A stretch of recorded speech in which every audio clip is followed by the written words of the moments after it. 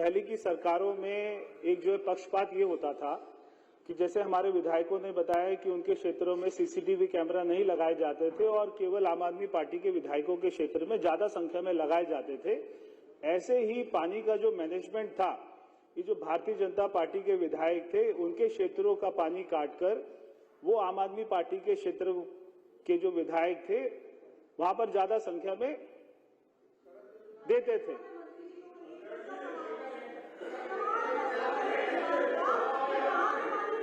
नहीं, एक मिनट देखिए, अगर आप प्रश्नकाल को पहले तो 1 मिनट ऐसे नहीं चलेगा, ऐसे प्रश्न दे दूंगा। आप प्रश्न पे रिप्लाई पे आप पूरा प्रश्न पूछ सकते हैं, काउंटर क्वेश्चन नहीं कर सकते। हमने अध्यक्ष जी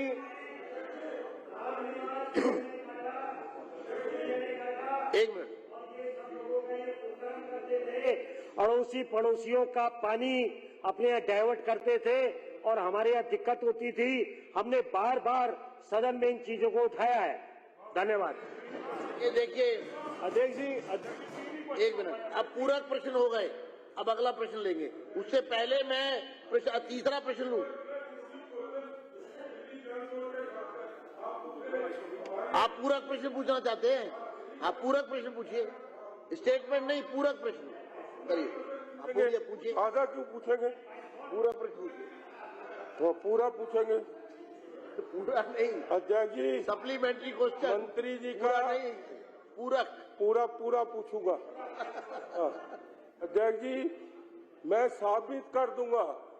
अभी पहले जो आशीषी बोल रही थी ना, ग्रेटर क्लास पार्ट 1 में जो इनका भारद्वाज क्या नाम था एमएलए ने, हाँ, उसने जंगपुरा विधानसभा का, मालवीय नगर का सारा पानी अपने यहाँ पर करवा रखा है। आज तक सुन लो मेरी बात, सुनिए। अब मैं दूसरा, आप प्रश्न पूछिए। प्रश्न अध्यक्ष जी मैं प्रवेश वर्मा जी का धन्यवाद करता हूँ कि कितनी मंत्री जी चिंता कर रहे हैं। आज दिल्ली जल बोर्ड वालों को बुलाकर क्या क्या इंस्ट्रक्शन दी है कि पानी मैं किसी तरह बर्दाश्त नहीं करूंगा सीवर का। इसके लिए मैं धन्यवाद करता हूं।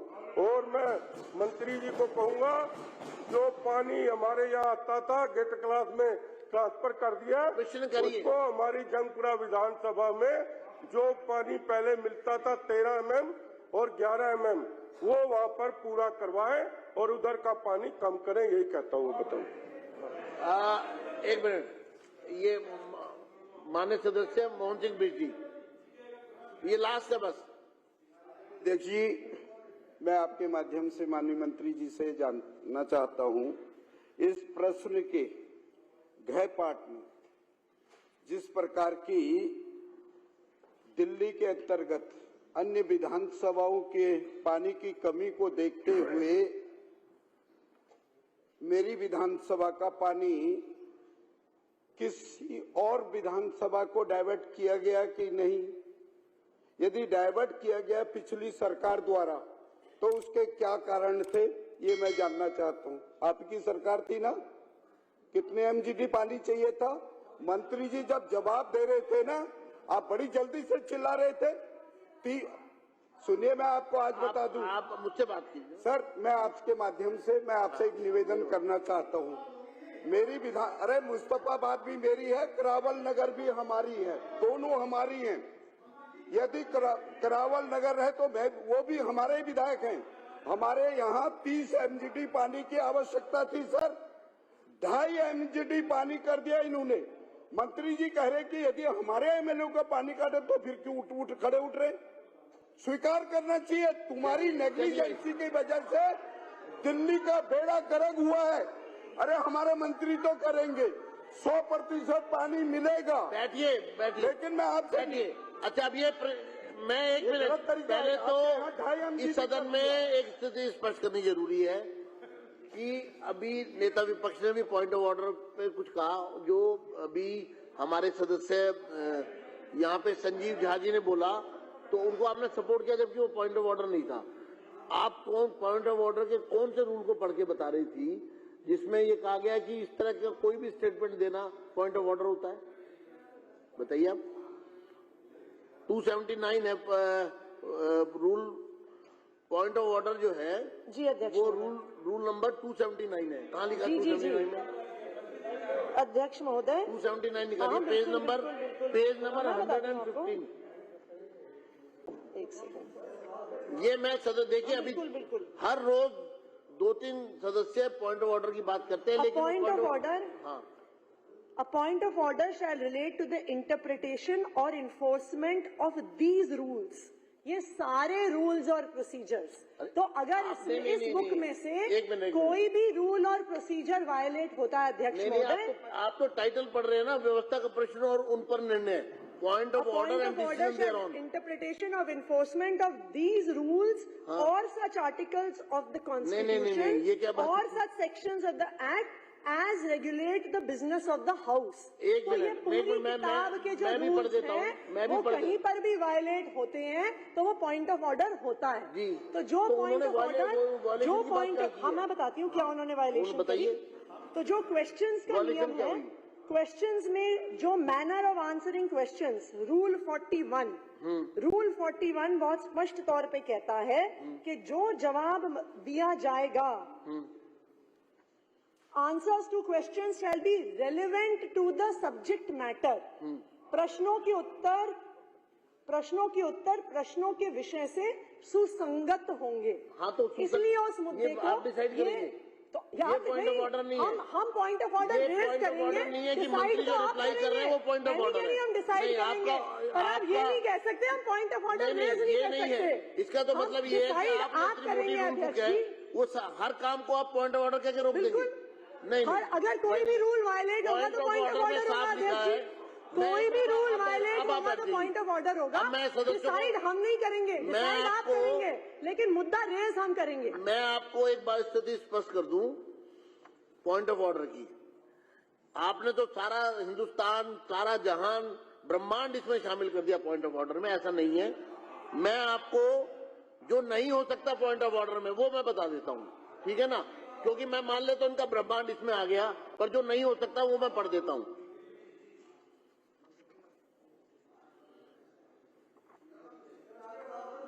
नहीं, ये बार बार पॉइंट ऑफ ऑर्डर के नाम पे स्टेटमेंट दिए जा रहे हैं यहाँ, वो ठीक नहीं है ना। देखिए, a member shall not raise a point of order. कोई सदस्य ऐसा व्यवस्था का प्रश्न नहीं उठाएंगे जो जानकारी मांगने के लिए, अपनी स्थिति स्पष्ट करने के लिए, जब प्रस्ताव पर कोई प्रश्न सदन के सामने रखा जा रहा हो या काल्पनिक विभाजन की घंटियां नहीं बजी या सुनाई नहीं पड़ी के संबंध में हो, यानी कि जब प्रस्ताव पर कोई प्रश्न सदन के सामने रखा जा रहा हो, ये कोई पॉइंट ऑफ ऑर्डर नहीं है। कोई डिस्कशन हो रहा है, कोई प्रश्न का उत्तर आ रहा है, ये कोई पॉइंट ऑफ ऑर्डर नहीं है।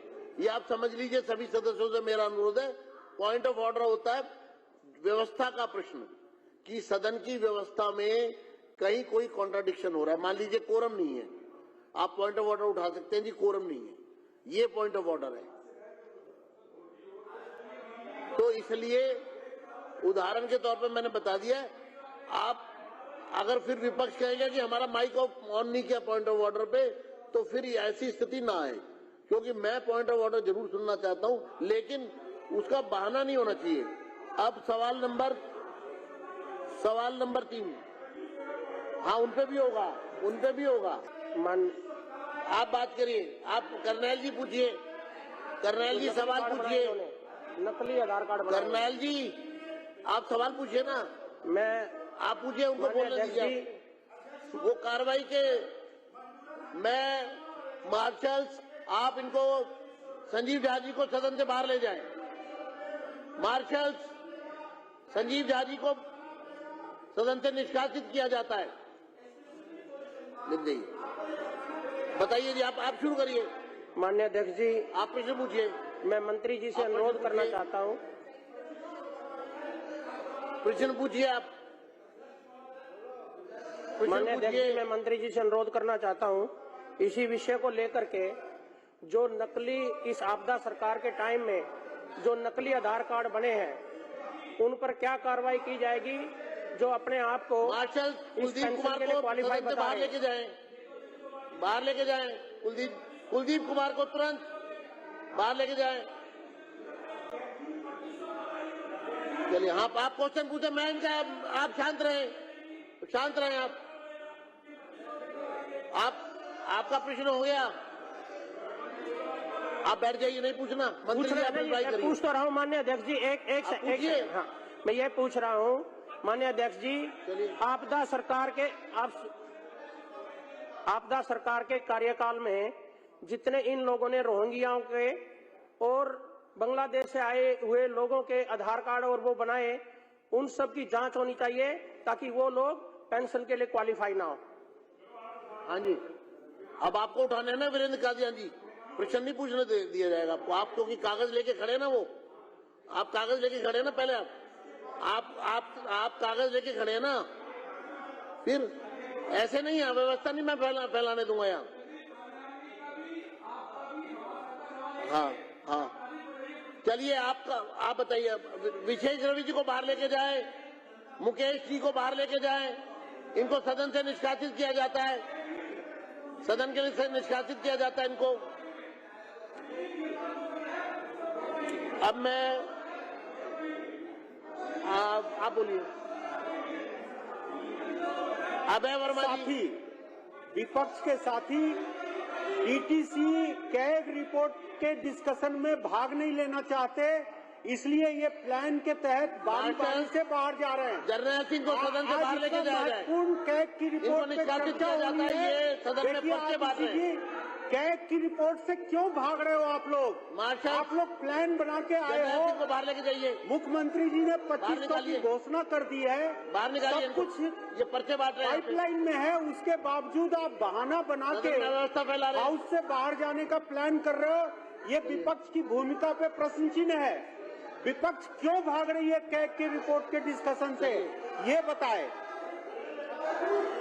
और मैं माननीय नेता प्रतिपक्ष को कहना चाहता हूँ सदन से निष्कासित कि किया जाता है। आपके भागने से आपके दामन नहीं छूटने वाले।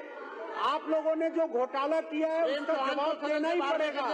आप बेशक ये बहाना बना के जाते रहिए, लेकिन कैग की रिपोर्ट पे पूरा डिस्कशन होगा और दूध का दूध और पानी का पानी किया जाएगा। पिछले सरकार के काले कारनामे से बच नहीं सकते आप जितना मर्जी प्लान कर लीजिए, लेकिन आप बच नहीं सकते। आप विपक्ष के साथी और पूर्व मुख्यमंत्री केजरीवाल जी बचने वाले नहीं हैं, उनको जेल जाना ही पड़ेगा। और जो सरकार के पैसे का चूना आप लोगों ने लगाया है, उस पैसे की रिकवरी भी आपके द्वारा हो के रहेगी। के पैसे कहाँ गए? आप लोग बहाना बना रहे हो। डीटीसी के घोटाले से गए पैसे रखे, लेकिन मुंह छुपाने से डीटीसी के पैसे